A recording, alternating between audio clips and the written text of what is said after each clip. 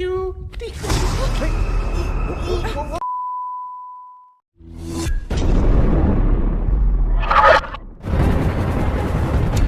guys, welcome back to my channel, Trending Gallery 5. Kali ini kita akan rangkum alur film India berbahasa Telugu dengan judul Disco Raja. Film yang dirilis tahun 2020 ini disutradarai oleh V. Anand dan dibintangi oleh Ravi Teja. Disco Raja berkisah tentang balas dendam seorang pria yang bangkit dari kematian setelah meninggal selama 35 tahun. Penasaran seperti apa cerita film ini? Nah guys, makanya simak rangkuman alur film ini tanpa skip biar ketemu magisnya film ini. Oke, tanpa banyak basa-basi, kita langsung ke TKP.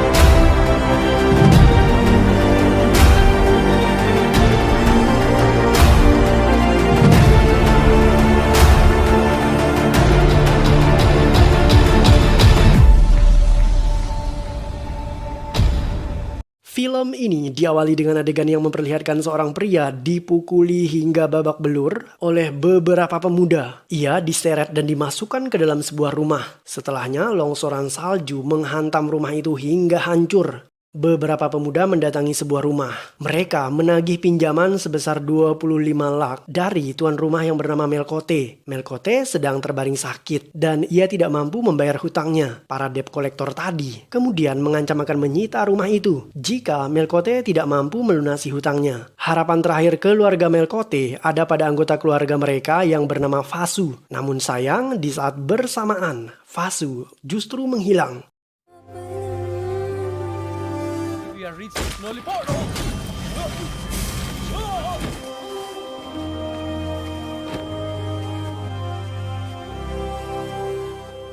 Beberapa pendaki gunung menemukan mayat seorang pria. Mayat itu kemudian dibawa ke rumah sakit. Karena tidak ada keluarga yang mengambil mayat tersebut, seorang dokter bernama Sharma berniat menggunakan mayat ini sebagai bahan penelitiannya. Dokter Sharma melakukan proyek penelitian untuk menghidupkan kembali orang mati. Sekalipun proyek ini sudah dihentikan oleh pemerintah, Dokter Sharma tetap ingin melanjutkannya secara diam-diam. Ia dibantu oleh dua asistennya yang bernama Dokter Pariniti dan Dokter Palguni. Mayat itu tidak membusuk karena ia tertimbun dalam es dengan suhu minus 72 derajat Celcius.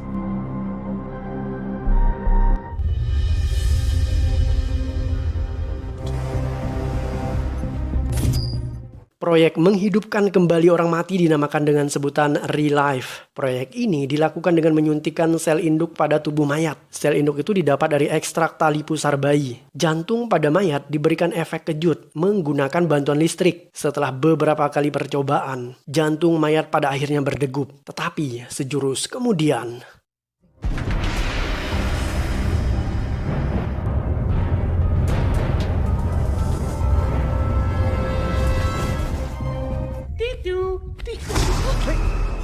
mayat tadi terbangun dan ia mencekik leher beberapa dokter yang ada di ruangan itu. Beruntung, ia segera disuntik dengan obat penenang dan pada akhirnya pria ini tidak seberingas sebelumnya. Namun, ia justru kehilangan ingatan. Subha adalah kekasih Vasu. Ia mendatangi keluarga Vasu dan membohongi mereka dengan mengatakan bahwa Vasu menghubungi dirinya dan memberitahu bahwa ia baik-baik saja. Subha sengaja melakukan itu agar keluarga Vasu bisa merasa tenang. Karena hingga saat ini Vasu masih belum memberi kabar apapun. Vasu adalah seorang pustakawan. Ia anak yatim yang baik hati. Vasu tinggal bersama ayah angkatnya yang bernama Melkote dan mereka mengadopsi beberapa anak yatim di rumahnya. Anak kandung Melkote yang bernama Kausik tidak menyukai sikap ayahnya yang menampung mereka. Suatu hari, seorang anak yatim yang bernama Nani kecelakaan. Vasu dan Melkote berusaha meminjam uang dari bank untuk biaya operasi Nani. Namun, uang itu justru dirampok oleh anaknya sendiri yang bernama Kausik dan teman-temannya. Karena tidak ada biaya operasi, Melkote dan Vasu akhirnya meminjam uang kepada rentenir. Pria yang bangkit dari kematian tadi kemudian dinamakan Anima oleh para dokter. Suatu hari, Anima bermimpi memeluk seorang gadis. Ia mempraktekkan mimpi itu kepada dokter Pariniti. Sang dokter merasa senang karena ia berharap dengan diawali mimpi, Anima bisa memperoleh kembali ingatannya. Ternyata hal itu hanyalah akal-akalan Anima. Ia sengaja berbohong untuk menjamret tanda pengenal Dokter Pariniti dengan berpura-pura memeluknya. Anima pada akhirnya berhasil kabur dari ruangan lab itu. Dokter Sharma kemudian mencari Anima dengan melacak chip yang ia tanam di dalam tubuhnya. Sementara itu, Anima yang masih lemah tubuhnya tadi kemudian jatuh pingsan. Setelahnya, Dokter Pariniti tiba di sana untuk menolong Anima.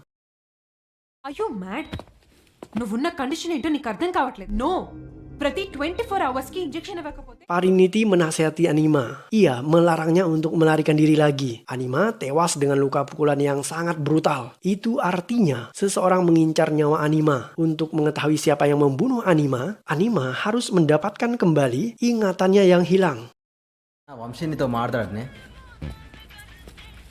నా ముందెవరున్నారో తెలిస్తే షాక్ అవుతావు. Bos gangster bernama Setu menemui teman lamanya yang bernama Barani. Barani dulunya adalah anggota gangster, tetapi sekarang ia telah meninggalkan kehidupan masa lalunya yang kelam. Setu ternyata adalah gangster yang kejam. Ia sudah membunuh semua anggota gengnya kecuali Barani, dan kedatangannya kali ini adalah untuk membunuh Barani.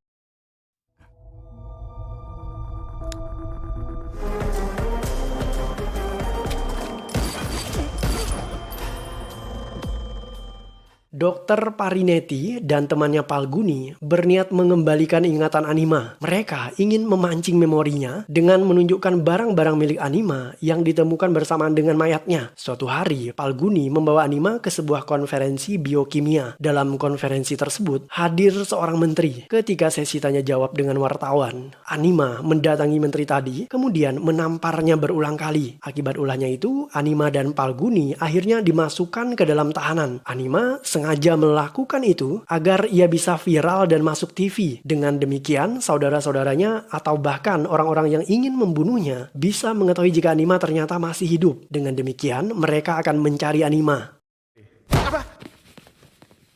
అంటే నువ్వు డాక్టర్ కాదా? అమ్మతో డాక్టర్లే sir. Subject water.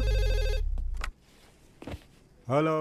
Anima dan Dokter Palguni dikeluarkan dari tahanan. Di luar kantor polisi, mereka sudah ditunggu oleh beberapa preman yang ingin menjemput Anima. Mereka memanggil Anima dengan sebutan Vasu. Anima mengira jika preman ini adalah keluarganya. Tetapi Dokter Palguni mengingatkan Anima jika tampang mereka lebih mirip preman ketimbang saudara. Setelahnya, Dokter Sharma dan Pariniti juga tiba di kantor polisi untuk menjemput Anima. Namun, mereka semua diancam oleh para preman tadi. Anima dan para dokter itu dibawa ke sebuah ruangan penyekapan. Dokter Pariniti kebetulan membawa barang milik Anima yang ia temukan bersama dengan mayatnya. Mereka kemudian melemparkan benda itu ke arah Anima. Benda tadi adalah sebuah Walkman. Saat menyalakan Walkman, ingatan pria yang diduga bernama Vasu ini melayang jauh ke masa lalunya. Ternyata pria ini bukanlah Vasu. Anima dulunya adalah seorang bos gangster yang bernama Raja, dan ia dijuluki dengan sebutan Disco Raja karena hobinya yang suka sekali mendengar musik disco. Menurut Dokter Sharma, Raja telah membeku di dalam es selama 35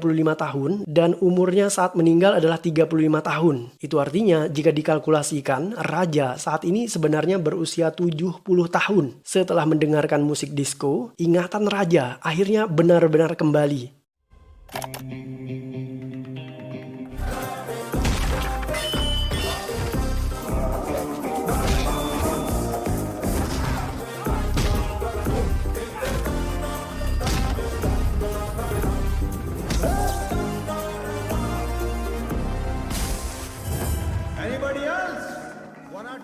Keluarga Vasu pada akhirnya mengetahui jika Raja yang mereka lihat di TV bukanlah Vasu. Mereka mengetahui hal itu dari seorang preman yang berteman dengan Kaushik. Vasu yang asli ternyata disekap oleh para penjahat, teman-teman Kaushik. Seorang pria bernama Naresh kemudian menyelamatkan Vasu. Naresh memberitahu Vasu bahwa pria yang muncul di TV adalah ayah Vasu. Ia adalah seorang gangster yang psikopat abis, dan gangster itu bernama Raja. Raja menghamili ibu Vasu kemudian mencampakkannya. Tidak hanya itu, semasa mudanya, Raja bahkan pernah merampok bank dengan cara yang sangat psikopat. Senjata polisi dianggap mainan olehnya dan ia berikan kepada anak-anak. Setelahnya mereka mendatangkan penari dan menyalakan musik disco. Saat ia merampok, semua petugas bank diwajibkan menari.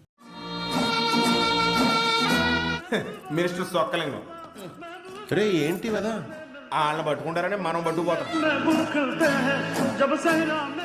Raja membawa dokter Palguni ke sebuah tempat. Di sana, sang dokter diminta menggali harta karun. Raja mengubur uang dan senjata. Palguni marah-marah karena uang itu uang lama yang sudah tidak bernilai. Sebaliknya, Raja terlihat senang karena ia kembali mendapatkan pistol favoritnya. Sejak hari itu, Palguni menjadi asisten Raja. Mereka mendatangi bar yang dulu pernah didirikan oleh Disko Raja. Penjaga bar seakan tidak percaya jika pemilik bar itu ternyata masih awet muda. Bar itu sekarang dikelola oleh anak buah Raja yang bernama Giri. Giri terlihat bingung saat mengetahui jika pria yang ada di hadapannya adalah Raja. Giri membawa Raja ke ruangan favoritnya. Ia tidak pernah mengubah desain ruangan itu karena Giri tahu jika Raja senang sekali berada di sana 35 tahun yang lalu. Saat masuk ke dalam, Raja kemudian melihat semua teman-teman gangsternya yang telah meninggal dunia.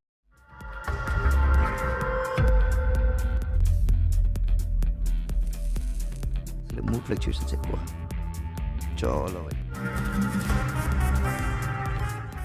Ada seorang gangster bernama Setu. Setu adalah gangster saingan berat Raja di dalam dunia mafia. Raja menawarkan Setu untuk bekerja sama dengannya. Tetapi Setu keras kepala. Ia menolak untuk menjalin kerjasama dengan bos preman manapun. Ia ingin menjadi penguasa tunggal. Setu sangat brutal. Ia membunuh ayahnya sendiri demi merampas bisnisnya. Ia juga membunuh anak buahnya yang berani memberikan nasihat kepadanya. Setu didukung oleh seorang politisi bernama Kupu. Dan hal ini membuat ia semakin berani untuk menentang Raja. Karena Setu semakin merajalela, Raja kemudian melakukan perlawanan. Raja memiliki seorang penasehat yang bernama Utara. Utara menyarankan Raja agar menangkap satu persatu anak buah Setu dan membunuhnya. Raja juga memaksa kepala polisi untuk menutup semua bisnis anak buah Setu yang tidak memiliki izin resmi. Setu berang. Ia menelpon politisi Kupu untuk meminta bantuannya. Tetapi Kupu justru dipecat oleh partai politik karena ia terbukti menggelapkan uang partai. Setu semakin kehilangan kekuatan. Pada akhirnya ia tertangkap polisi atas perintah Raja. Ia kemudian dipenjarakan seumur hidup dengan tuduhan pembunuhan, perampokan, penipuan, dan lain sebagainya.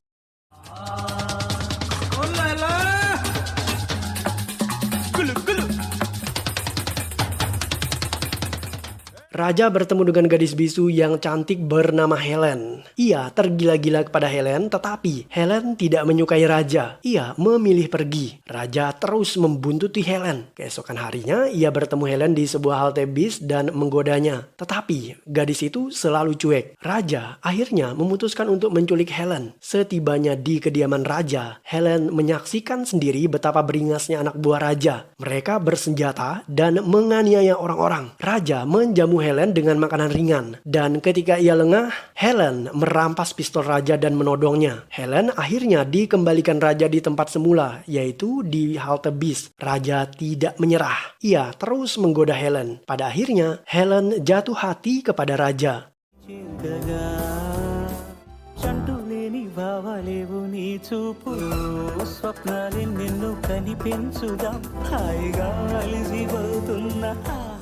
Raja bertemu Helen dan ibunya di tepi pantai. Helen bersedih karena ia hamil. Sebaliknya, Raja merasa senang. Helen kemudian berniat menggugurkan bayi dalam kandungannya. Ia tidak mau anaknya nanti menjadi anak yatim piatu jika suatu hari Raja tewas akibat profesi yang Raja geluti saat ini. Raja enggan. Ia bahkan mengajak Helen menikah. Raja kemudian memutuskan untuk berhenti menjadi preman demi mendapatkan ketenangan dan kebahagiaan bersama Helen. Mereka pindah ke gunung yang bernama Lada. Agar tidak terdeteksi keberadaannya, Raja membuat kematian palsu. Ia meledakkan mobilnya dan membuat berita tentang kematian di koran. Ternyata, setelah Raja pensiun dini dari dunia premanisme, polisi justru melepaskan Setu dari penjara dan Setu berhasil mengambil alih tampuk pimpinan tertinggi para preman di kota Madras. Setu membunuh orang-orang kepercayaan Raja. Menurut teman Raja yang bernama Giri, kemungkinan Setu adalah orang yang bertanggung jawab atas sebuah tragedi di mana orang-orang datang untuk membunuh Raja. Dalam insiden itu, Helen dipukul keras di bagian kepalanya. Raja berusaha membawanya ke rumah sakit menggunakan sebuah kendaraan. Tetapi di tengah perjalanan, Raja justru diserang dan ia dibunuh oleh orang-orang.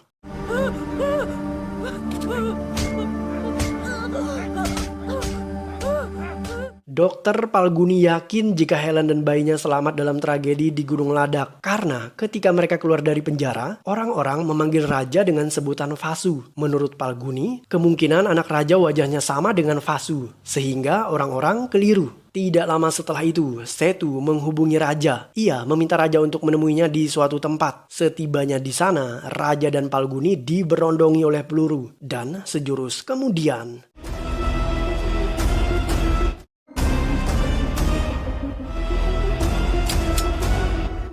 యాస్టిస్ దింపేసిందిరా మీ అమ్మ. Vasu menodongkan pistol kepada ayahnya raja. Raja dengan mudah merampas pistol itu. Vasu kemudian bertanya, "Kenapa kau menipu ibuku, menghamilinya, kemudian memukulinya yang membuat ia koma di rumah sakit sebelum melahirkan aku?" Dari pertanyaan anaknya itu, raja sadar jika Setu telah memfitnah dirinya. Menurut Vasu, setelah melahirkan dirinya, ibu Vasu meninggal dunia dan ia akhirnya diangkat oleh Tuan Melkote.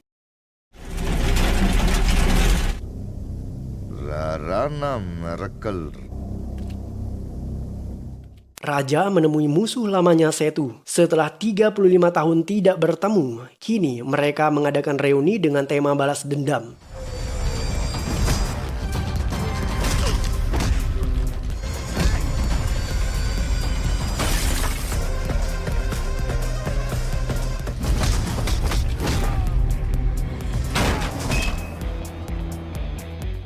Raja menikam Setu, tetapi ia terkejut setelah Setu mengatakan bahwa ia tidak mengirim orang-orang untuk membunuh raja di Gunung Ladak. Ia juga tercengang ketika Setu mengatakan bahwa istrinya yang bernama Minaksi dibunuh oleh raja. Padahal raja tidak pernah membunuh istri Setu. Setelah mengatakan semua itu, Setu akhirnya tewas. Raja sadar jika Nares adalah orang yang memfitnah mereka. Raja segera bergegas keluar dan menembak Nares hingga tewas. Menurut Vasu, keluarganya saat ini dalam bahaya karena Nares sudah meminta anak buahnya untuk mengancam keluarga Vasu. Raja menelpon anak buah Nares. Ia mengirimkan foto tewasnya Nares. Melihat foto bosnya mati, anak buah Nares ketakutan. Mereka pergi dari rumah Vasu dan memberitahu raja bahwa bos besar mereka bukanlah Nares, melainkan pria bernama Anthony.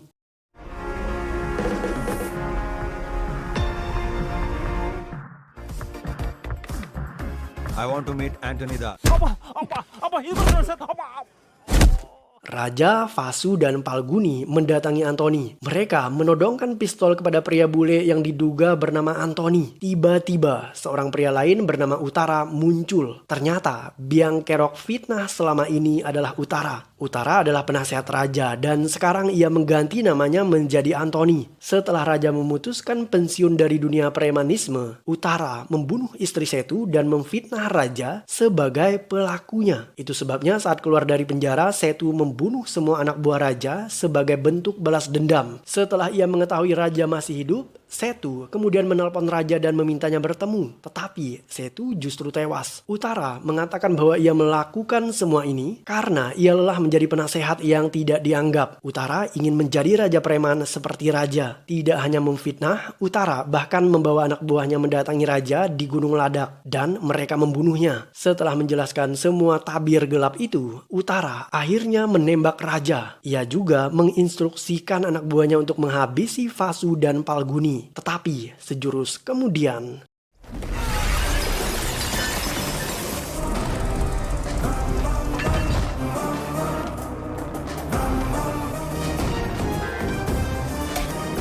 raja tidak tewas sekalipun ia tertembak. Setelahnya, raja menghabisi semua anak buah Utara.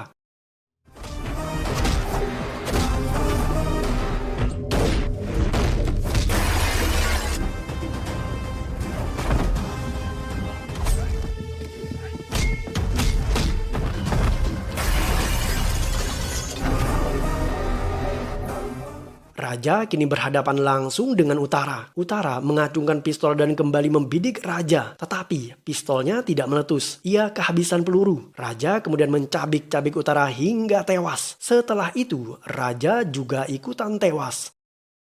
Film ditutup dengan adegan di mana Vasu berhasil membayar hutangnya menggunakan uang yang dikembalikan oleh adik angkatnya yang bernama Kausik. Kausik berubah menjadi pria baik dan ia tidak membenci Vasu karena Vasu juga begitu baik kepadanya. Sementara itu, Raja, Setu, dan Utara alias Anthony dihidupkan kembali oleh Dr. Sharma di dalam laboratorium miliknya dan film pun berakhir.